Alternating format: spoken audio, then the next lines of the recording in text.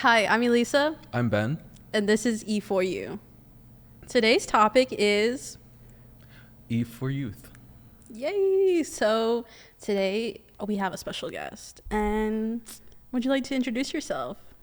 I'm Carl Settles, and I'm the founder and CEO of E4 Youth. Okay, Mr. Founder. Today we're going to start with our yuppers, and if you didn't know, yuppers is one of Carl's favorite words. So, Carl, first of all, we need to ask, where did you come up with yuppers from? That's a great question. I don't know the exact point of origin of yuppers or yeppers. Probably goes back to my football playing days, way back in high school. We're kind of country. And so, you know, like, man, we really had to run a long way. Yeppers. It's just kind of, you know. Okay. Mm-hmm.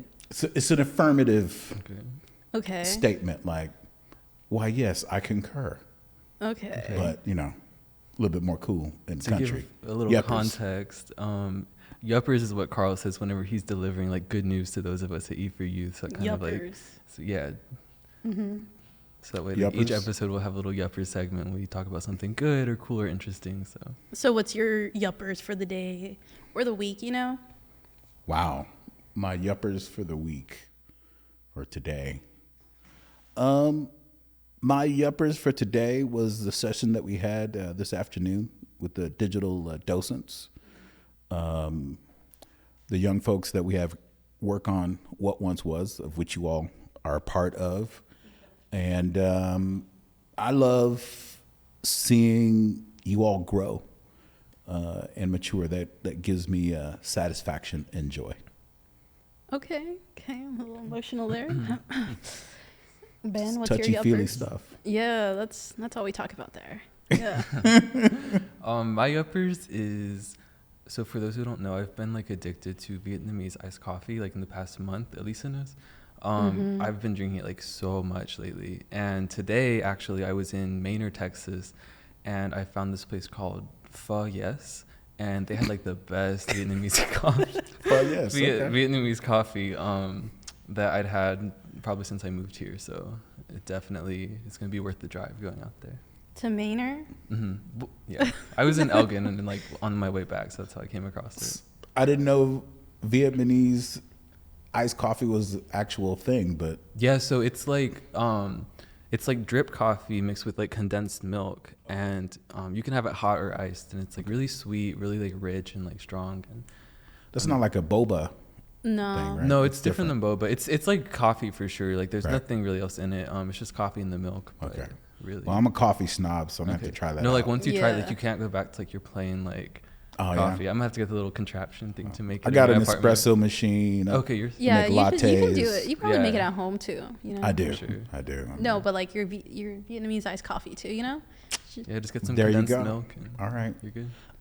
I need to go and do a little Google search so I can look that recipe up. Do y'all mind if I'm joking? Yeah, I mean, you can like test out. I'll drink whatever you make. Like, test out. Be like, you know, what, more milk next time. Like, No. All right. Yeah. Maybe I'll bring coffee to one of our sessions. Yeah, on a that'd be Tuesday. sweet. Yeah, that could be Okay. yours. You're gonna be like, where'd you get this? And you're like, oh, Ben. I'll take creds. Yeah. Yeah. I think my yuppers. I've really been loving Donata lately. Donata Cantina. I don't think it's actually a Mexican restaurant, but it has good tacos, you know. I mean, it's local East Side Austin. Okay. You know, All it's just right. a little tiny restaurant. Has good vibes. Been hanging out there lately. Yeah. Okay. I will take that on advisement to Yeah. check out Donata. Donata. Donata. Well, Okay. Ben could probably say it with like much more of like a Spanish accent. Oh, Can you say it? Like, like on the spot. Like, Yeah, I mean, yeah. You de speak Spanish? nada. No, Oh, I'm just wow. kidding. Okay. I mean, Yeah, I see you. yeah. Yuppers. Yuppers. Yuppers. That's my yuppers. Yeah. Yeah. So today we're just gonna get into having a few questions for you and just, picking your brain about E4. Sure. Do you want to just let the people know what E4 is? Like, can you just- Well, E4, the 4 E's are engage, empower, educate and employ. And it's really the methodology that we use to help young people, particularly young people of color, move closer towards reaching their full potential. Many people, no matter what color they are, have difficulty identifying what it is they like to do or what they're good at. So we start by engaging people wherever they're at. We empower them to see the value of the things that they value, that they like naturally, that those things do have value. And then we actually educate them on how they can leverage the things that they do to build a quality digital portfolio. And then based on that portfolio, we literally employ them, as you all are employed. Yeah. With E for Youth right now. You got an E4 job or whatever. Yes. That's right. So what led you to, like, when creating E4, focus on young people specifically? Because there's a lot of organizations, I think, out there for, like, people of color in general, like, you know, but, like, what made you want to focus on young people specifically? What's the I believe that children are future. No. Anyway, but yeah, youth are our future. And you can make a lot of impact with young people. From a scientific standpoint, there's still that brain elasticity, if you will, so they're more able to easily adapt and learn. I think there's lots of resources for younger people. But as you get into high school, and especially once you graduate beyond high school, it becomes much more diffuse. And so I saw an opportunity where I could provide support for those people because so many people are getting out of high school and they have no clue about what it is that they want to do or why it is they want to do it. And there's lots of issues. And I also want to help teachers that are working with these youth to show them that they can be effective and not have to be a slave to tests, if that makes sense. How young is young? You're talking about youth, but, like, what is the age range that E4, like, is geared towards? Well, we're primarily focused on ages 16 to 24. Those are the direct services that we provide. So we have college age youth like yourselves, 18 up. Some of them are in college, some of them are not. They are the part of the Creative Leadership Academy, and that's where they receive a stipend as they increase their capacity, and then we hire them. And we hire them as creative mentors that go into high school. So we work with, that's the 16 or 15 to 18 age range. And they are paired with teachers. We're really like educational consultants because we sit down with the teacher and we want to understand what their goals are. A big issue with teachers is that people are always telling them what to do and doing things to them, as opposed to really trying to partner and work with them. So our approach is the fundamental things. We're developing a relationship with that teacher, and we're saying, okay, what do you want to accomplish this year? And then based on that, we look at our CLA as a pool, a talent pool, and we're custom matching you all with those teachers. And then you're there to build relationships with the students, help them unpack what they like to do, and then leverage that to create portfolio pieces. And whether that's an audio video production class or animation or even a language arts class or a science class, the work that they do, those are all potential portfolio pieces for them. And so matching them with high school teachers based on what their needs are, and the job of our creative mentors is to go into those high schools, build relationships with the students, and we have curriculum for that. We call it employability curriculum. Help them unpack what they like to do, and then develop a quality digital portfolio.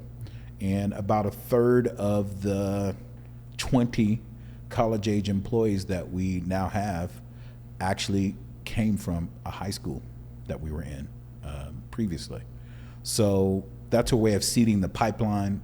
And more recently, with What Once Was, our storytelling platform, we are now working with sister organizations, and not direct, but it's more supplemental, where we'll do workshops and provide curriculum and training for organizations, helping them learn digital literacy skills and use our technology approach to learn storytelling and unlock their own stories. Okay. Yeah. We do all those things. That's wild to think about. Like, wow. I know, right? Like hearing him say it, I'm like, man, we do a lot. Yeah. Yeah. Yeppers. Yep. Yeah. Do you have any success stories that you've seen like happen from E4? Like, yeah, I mean, we have a lot of success stories. best? Right now. Oh, This is a yeah. success story. Yeah. I like the best. It kind of depends on when you catch me. Okay, you know? so the one that, like, you feel like can relate with us. Well, then. I think it's powerful. The thing about our educational system is, and it's a really educational philosophy. Some people view education as a way to control people, and some people view education as a way to empower people. And there are type A personalities that are going to flourish in that type of environment, because you tell them, I need you to do this, this, and this.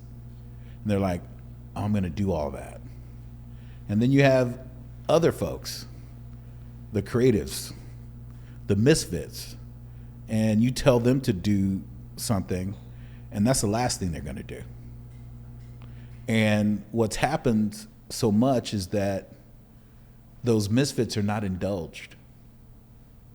And if you don't have a lot of resources, you don't have parents that are able to provide you with lessons and all of these other activities to really help cultivate your self-esteem. Over time, you just get further and further, more and more frustrated, and further behind. So I guess what we are really about is empowering these young people to embrace their own story, and we're not trying to make clones of ourselves, if that makes sense. So I don't go into a classroom or work with young people and say, I'm going to teach you this. I say, what are you interested in? What do you like to do? And then it's incumbent upon me to say, okay, well, I might have to do some research. I might have to go talk to some people.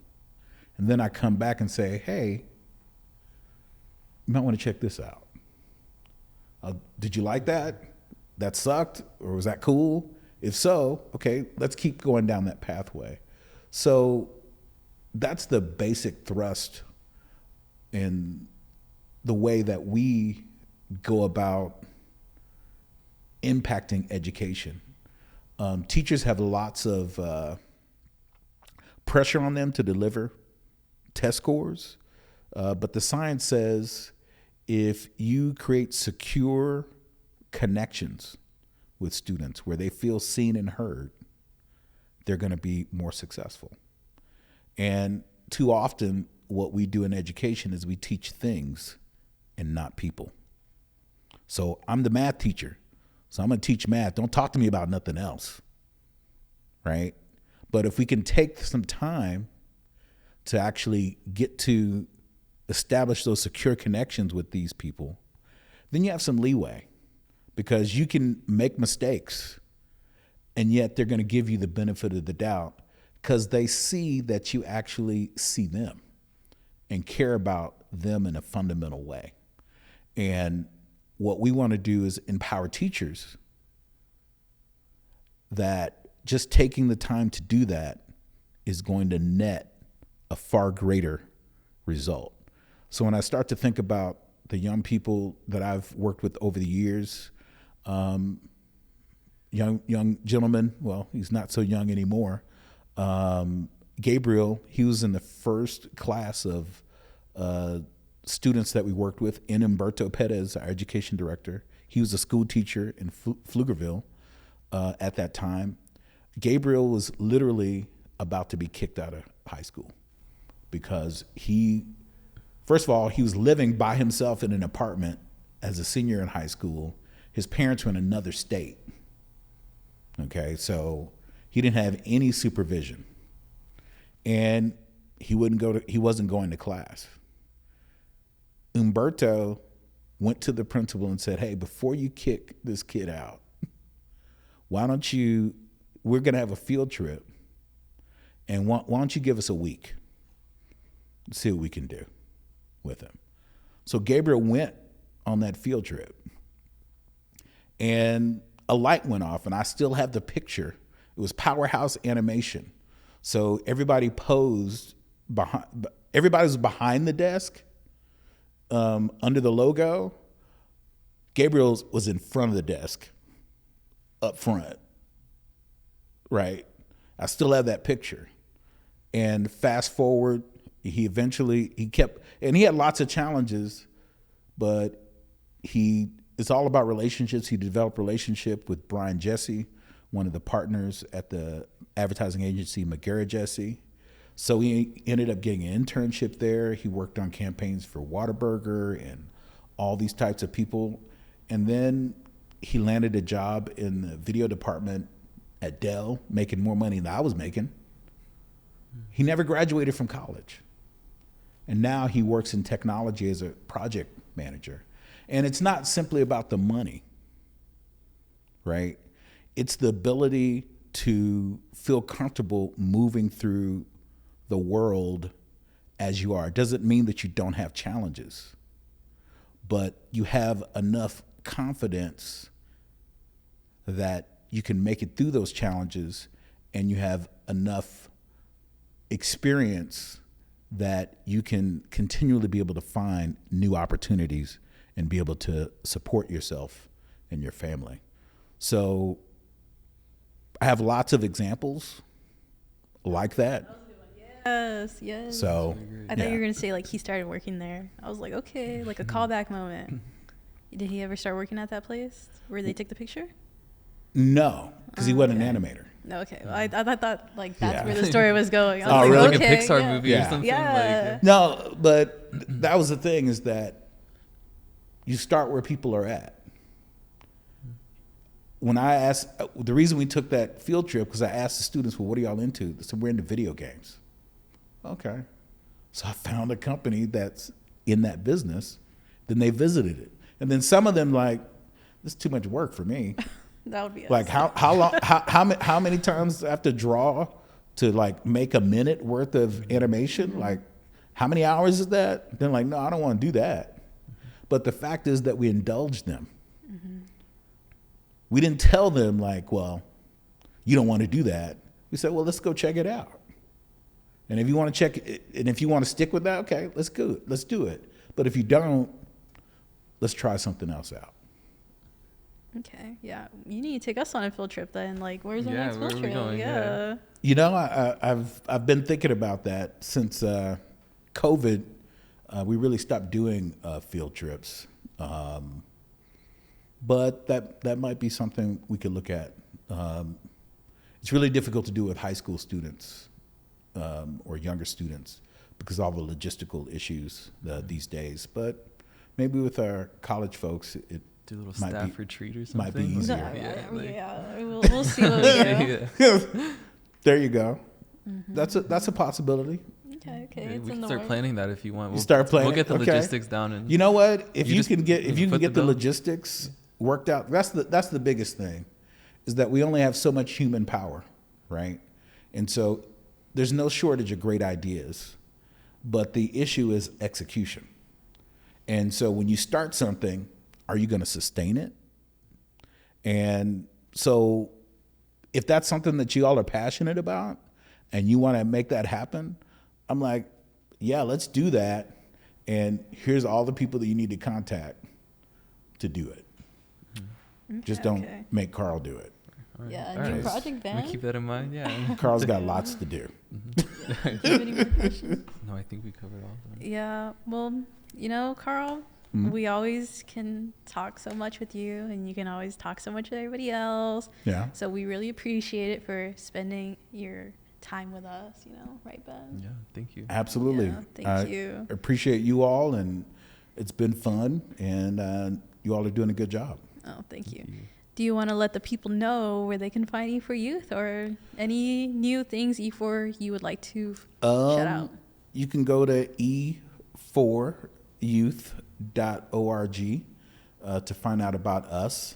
You can also go to whatoncewas.org. That's our mixed reality storytelling engine, where we do these location-based augmented and virtual reality stories exploring the issues of gentrification, another thing that we train and employ you all to do. So those are good places to find us. And of course, you can find us on social media at e4youth.org. Well, just at E4Youth, actually, on Instagram and Facebook. Well, thank you. All right, bye. Bye. Oh my God.